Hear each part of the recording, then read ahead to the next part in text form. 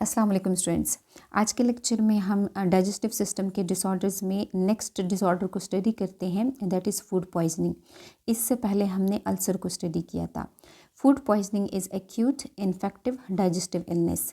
Acute का मतलब ये है कि ये एक ऐसी कंडीशन है जो कि हल्की सी क्योर प्रोवाइड करने से भी ट्रीट हो जाती है, या ज़्यादातर without the treatment he patient इस कंडीशन से कुछ दिनों में क्योर हो जाता है। और इस कंडीशन की जो सिम्टम्स है उसमें से है डायरिया, वॉमिटिंग स्टार्ट हो जाती है और एब्डोमिनल पेन होता है। अब हम फूड पॉइजनिंग की इटियोलॉजी की बात करते हैं, मतलब कि कॉजेज़ की बात करते हैं। इनटेक ऑफ फूड, वाटर और drinks contaminated due to the toxins produced by bacteria. तो बैक्टीरियल टॉक्सिन्स फूड पॉइजनिंग के लिए रिस्पॉन्सिबल कॉज होते हैं। ये टॉक्सिन्स में भी कि बैक्टीरिया ने तब बनाए हुए हो जब हमने उस फूड की इनटेक ना की हुई हो, फूड हमने अभी ना खाया हुआ हो, तो ये टॉक्सिन्स उसी फूड में बैक्टीरिया ने बना दिए हुए हो।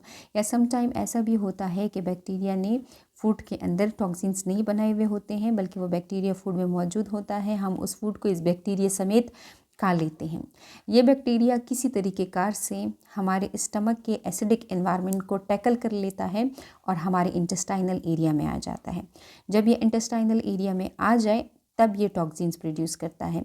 मतलब कि मे बी कि बैक्टीरिया ने टॉक्सिन्स उस टाइम बनाए हो जब हमने फूड नहीं लिया हुआ हो, या मे बी कि जब हम फूड ले लें तो तब ये बैक्टीरिया हमारी बॉडी के अंदर आकर टॉक्सिन्स प्रोड्यूस करें।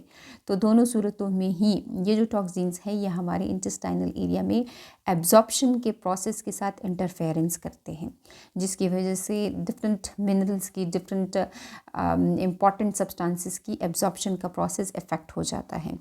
अब जो बैक्टीरिया फूड पॉइजनिंग कॉज करते हैं, इसके लिए डिफरेंट रिस्पॉन्सिबल बैक्टीरिया हो सकते हैं, लेकिन आपकी बुक के अंदर जो मेंशन्ड बैक्टीरिया है उसमें से एक है सल्मोनेला और दूसरा है कंपाइलोबैक्टर। इसके अलावा वायरसेस भी फूड पॉइजनिंग कॉज कर सकते हैं और कुछ प्रोटोजोन्स भी ऐसे हैं जो कि फूड पॉइजनिंग के लिए रिस्पॉन्सिबल होते हैं। अब हम फूड पॉइजनिंग की प्रिवेंशन की बात करते हैं। इसमें सबसे पहला पॉइंट ये है कि basic hygiene should be followed, मतलब कि अपने हाथों को खाना खाने से पहले अच्छे तरीके से धो लेना चाहिए। इसी तरीके से जिन बर्तनों में आप खाना पकाते हो या जिन बर्तनों में आप खाना खाते हो तो उनको भी साफ़ सुथरा होना चाहिए। अपने इर्द गिर्द के माहौल को भी साफ़ सुथरा रखना चाहिए। इसके अलावा खाने पीने की चीज़ों को अच्छे तरीके से कवर कर कर रखना चाहिए, क्योंकि डस्ट के ज़रिए भी यही पैथोजेंस हमारे फूड तक आ सकते हैं। और इसके अलावा फ्लाइज़ यानी कि मक्खियाँ भी इन पैथोजेंस को हमारे फूड में ऐड कर सकती हैं, क्योंकि ये फ्लाइज़ गंदी चीज़ों के ऊपर बैठती है, वहाँ से पैथोजेंस को पिक करती है और फिर ये फ्लाइज़ आकर हमारे फूड के ऊपर बैठ जाती है। तो इस तरीके से बैक्टीरिया हमारे फूड के अंदर इंटर हो जाते हैं। अवॉइड करना चाहिए अनबॉइल्ड या अनबॉटल्ड वाटर को, और वाटर को हमेशा बॉईल कर कर पीना चाहिए, या जिस वाटर को हम आइस क्यूब्स बनाने के लिए इस्तेमाल करते हो तो उस वाटर को भी बॉईल होना चाहिए। सैलेड्स यानी कि कच्ची वेजिटेबल्स को अवॉइड करना चाहिए, क्योंकि जब हम वेजिटेबल्स को कुक कर लेते हैं, पका लेते हैं, तो अगर उसके अंदर कोई पैथोजेंस या बैक्टीरिया वगैरह मौजूद हो भी तो वो हमें कोई नुकसान नहीं पहुंचा सकते हैं, क्योंकि हीट की वजह से वो किल हो जाते हैं। लेकिन अगर हम वेजिटेबल्स को अनकुक्ड फॉर्म में लेते हैं तो चूँकि उसमें बैक्टीरिया मौजूद रहते हैं और वो बैक्टीरिया हमारी बॉडी में आकर डिस्टर्बेंस कॉज कर देते हैं। पील ऑन फ्रूट्स को अवॉइड करना चाहिए। फ्रूट्स को हमेशा छिलके के बगैर यूज़ करना चाहिए। कोशिश करें कि जो खाना आप खाएं तो वो फ्रेशली प्रिपेयर्ड हो और वो गर्म हो, या अगर आपने बाद में भी उसको यूज़ करना हो तो उसको अच्छे तरीके से गर्म कर लेना चाहिए। अब ट्रीटमेंट की बात करते हैं।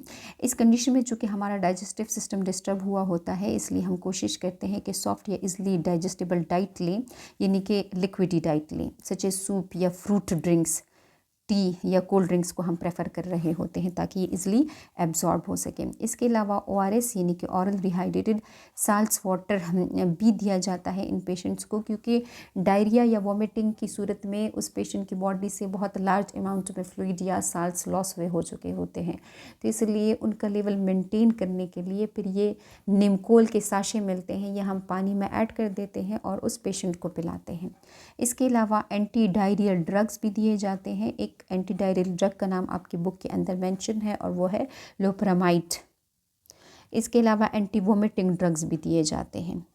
Antibiotics are effective only if specific bacteria has been identified. वो इसलिए क्योंकि हमारे इंटेस्टाइन्स के अंदर गुड बैक्टीरिया भी रहते हैं।